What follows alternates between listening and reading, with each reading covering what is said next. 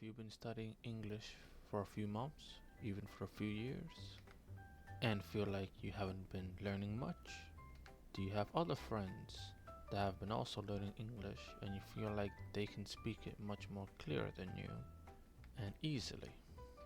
Well, welcome back to English with Adam. I'm Adam, and today we're talking about consistency over speed when learning English. Let's go with an example. You go online and you see people online make language learning look fast, like learn English in 30 days or speak fluently overnight. And the thing is, that pressure can totally make learning feel stressed out. So today, I just want to slow things down a little bit and remind you that English is not a race. It's more like building a habit, step by step, day by day. And honestly, steady progress usually beats fast progress. Alright, let's go on to the first point. So many learners think they need to study English for 3 hours every single day or finish giant books immediately. And that can feel overwhelming really fast. The thing is, your brain actually learns better with small, repeated practice. So instead of saying, I'm gonna study English for 5 hours on Saturday, try saying, I'll listen to English for 10 minutes every day. 10 minutes. That's it. Because consistency trains your brain to expect English every day. It becomes normal. It becomes part of your routine. And small habits are easier to continue when life gets busy. I remember talking to a student who felt guilty because they only practiced for 10 minutes a day. But after 6 months, her listening improved a lot because she stayed consistent. That's the key. Not perfection, consistency. And honestly, your brain remembers things better when you review them regularly instead of cramming everything into one huge study session once a week. So if you're feeling overwhelmed right now, shrink to go. Read one page, learn one word. Listen to one short podcast episode. Small steps still move you forward. Focus on communication over perfection. Alright, on to the second point. A lot of learners think they need to sound exactly like a native speaker immediately. They try to speak super fast and then they get nervous, confused, and frustrated and think English is not for them. But speaking slowly and clearly is actually a strength. If people understand you, then communication is working. This also explains why you can understand it first before you can speak it. That's the goal. And sometimes learners apologize for their English when they speak slowly. They'll say things like, sorry, my English is bad. And honestly, you don't need to do that. You're communicating in another language. That's impressive already. Take your time. Pause when you need to. Think before speaking. Native speakers pause too. By the way, we all do that. And the funny thing is, when learners stop rushing, they usually speak more clearly and with more confidence. So don't focus on sounding perfect. Focus on being understood. That mindset change can really lower stress and help you enjoy conversations more. Alright, third point.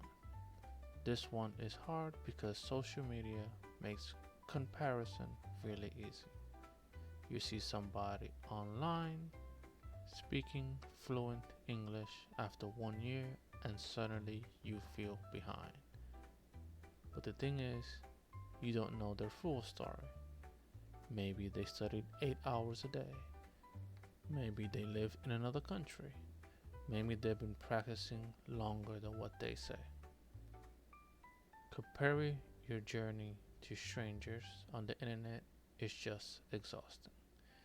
Your only real competition is the version of yourself from yesterday. That's it. So instead of saying, I'm not as good as that person, try noticing your own progress. Maybe today you understood one extra sentence in a movie. Maybe you learned one new word.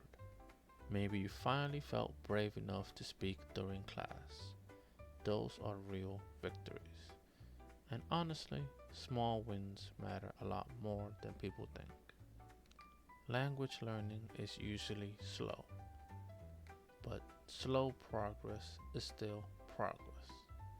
And every tiny step builds confidence over time. Alright, next point. Resting versus quitting. Resting is healthy, quitting is different. And people confuse these two all the time. Sometimes you're tired, your brain feels full. You don't want another grammar exercise. That's normal. Taking a break does not mean you failed. Actually, rest can help prevent burnout. If you push yourself too hard every single day, eventually your motivation drops.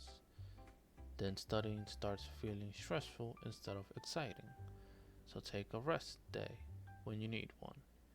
And the cool thing is, rest days can still include English in fun ways.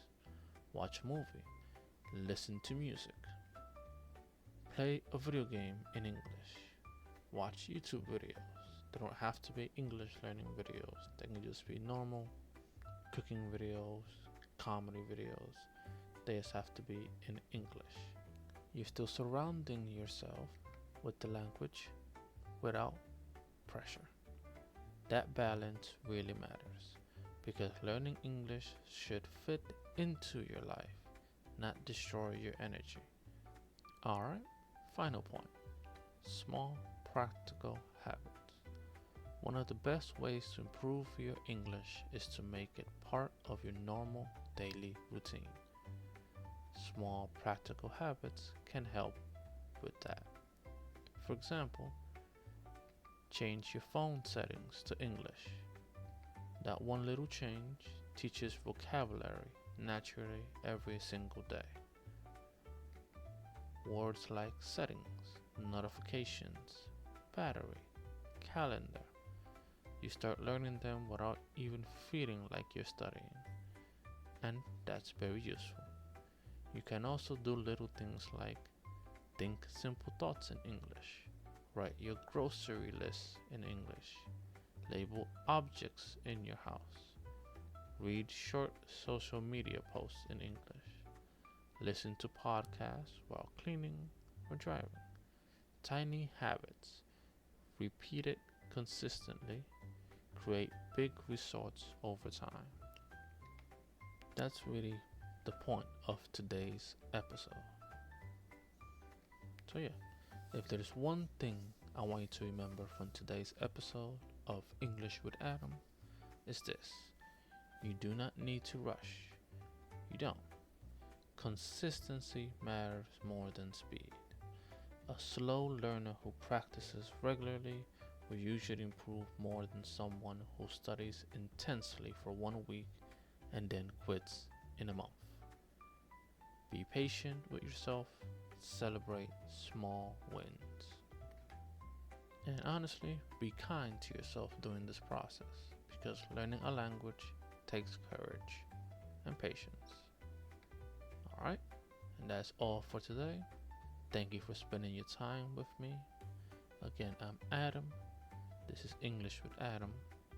And if you have any suggestions or any questions, you can leave those in the comment below. And if you like the video, don't forget to like and subscribe.